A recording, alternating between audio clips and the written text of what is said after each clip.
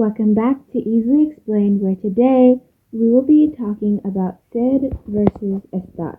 So let's get started. Both the verb ser and the verb estar mean to be. However, they have different uses and different conjugation charts. So it's very important to know when to use the conjugation of ser and when to use the conjugation of estar. First, let's go over the two different conjugation charts, and then we'll go over when to use each verb. Also, a quick reminder about subject pronouns. This is how any conjugation chart in Spanish is always set up, and these are just your subject pronouns. Yo is I, tú is you, él is he, ella is she, usted is the you, the formal form of you. Nosotros is we. Vosotros is like the informal you, except a group. So it would kind of translate literally to y'all. Ellos is they, but a masculine group. Ellas is they, but a feminine group. And ustedes is just the plural form of usted, which is the formal you. Alright, so the first thing we're going to go over is ser. Also, as a side note, both ser and estar are irregular, so you can't conjugate it as a normal ER and a normal AR verb. So that's why it's necessary to know the separate conjugation charts for ser and estar. So first, let's take a look at ser. Yo soy, tú eres, él, ella, usted es, nosotros somos, vosotros sois, ellos, ellas, ustedes son. So let's put that into practice. I am athletic. The I form of ser. So yo soy atlética. So in its conjugated form, it basically means am or is. And now for estar. Estar is a little bit easier. Conjugations, the only one that really changes from the regular AR conjugation chart is the yo form. Instead of being esto, it just adds a y at the end and becomes estoy. But other than that, it's still the o as a, amos ais an. So it's not as hard to remember. Yo estoy, tú estás, él, ella, usted está, nosotros estamos, vosotros estáis, ellos, ellas, ustedes están. So practice for this one. If I want to say, I am at the clothing store. Yo estoy en la tienda. Alright, so you're probably wondering, when do I use ser and when do I use estar? So a common way to remember it is just doctor versus place. Doctor versus place. So for ser, there's a bunch of conditions that if the sentence follows it, then you should use ser. Whereas if it follows the place conditions, you should use estar. So let's go over what all of the letters in each acronym mean. Alright, so for doctor, D is date, O is occupation, C is characteristics, T is time, O is origin, and R is relationship. So when I was doing the example, when I was talking about I am athletic, that would be a characteristic of mine, or a description of me is I'm athletic. If I wanted to say like I am a sister, I would also use sed, and I would say yo soy una hermana. And now moving on to estar, place, position, location, action, condition, and emotion. So if I wanted to say, when I was saying before that I am in the store, that would be a location of mine. So that's why we use estar. If I wanted to say he is tired, I would say él está cansado, because that would be an emotion. So I would use estar. Alright, so first in your practice, conjugate with the correct form of sid. Also, try to understand, just like in the last video, try to understand what is being said in the sentence. Alright, now let's go over them all.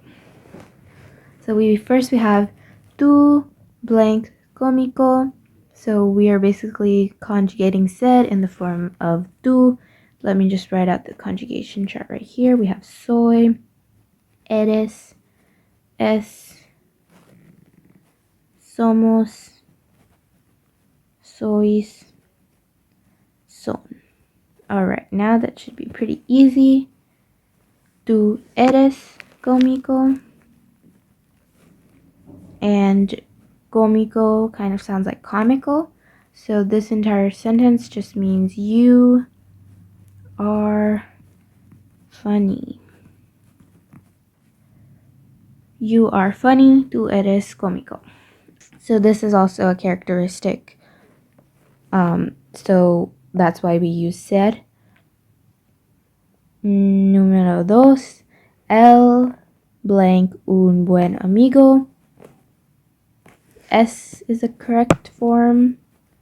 Él es un buen amigo, and it's talking about a relationship. He's a good friend.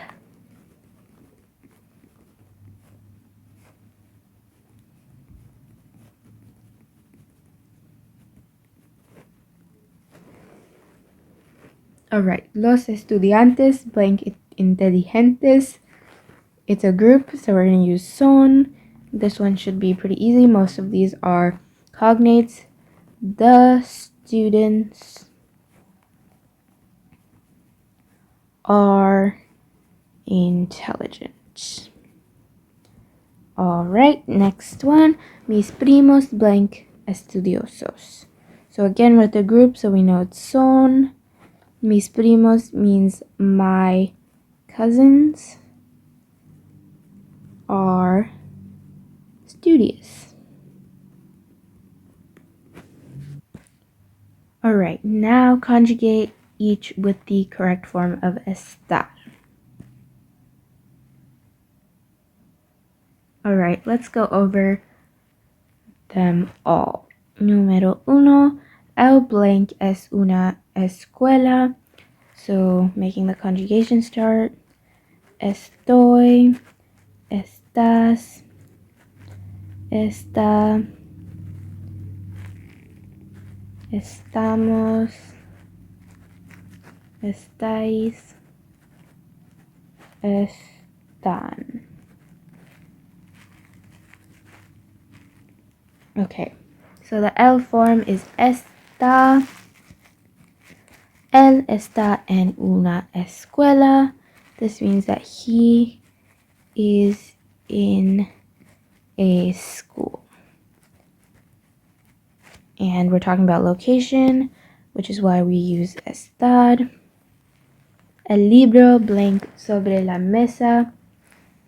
So you might not have known what to do with this one because it's a object, but in the same way that we looked at definite versus indefinite articles when we looked at the pronoun, we can just see that it is masculine.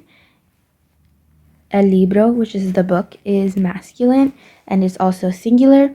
So we're just going to use the el, ella, usted form. Está. So the book is on the table. And it's talking about position, so we use es. Alright, now we're talking about emotions.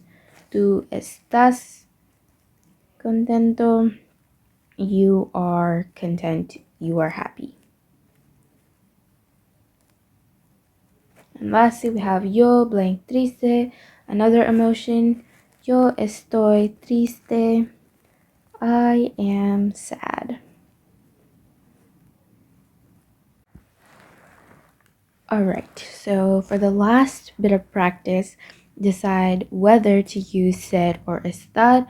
Conjugate the verb that you choose correctly based on the subject pronoun that's given, and then explain why you used the verb that you used, specifically what part of the acronym doctor versus place did you use. Alright, let's go over number 1. Tu blank organizada.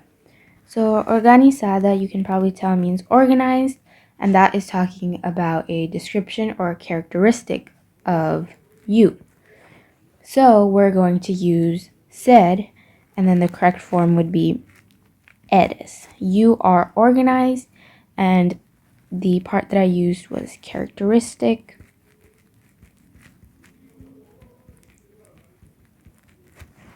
Alright, number 2, el director blank en la oficina. So it's talking about in the office. The director or the principal is in the office. So we know it's talking about location, so let's use estar. Since it's el director, it's talking about a him, so está. And we used location.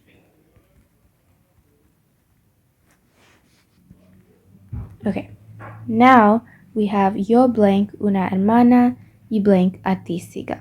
So in the first bit, I'm talking about my relationship with somebody because una hermana is a sister.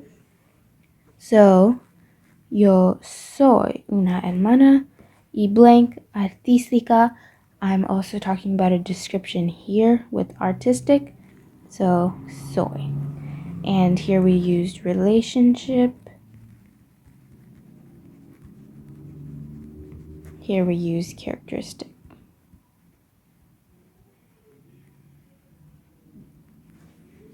Congratulations, you are now an expert on the verb ser versus the verb estar. We hope this video really helped, and we'll see you guys next time. Bye!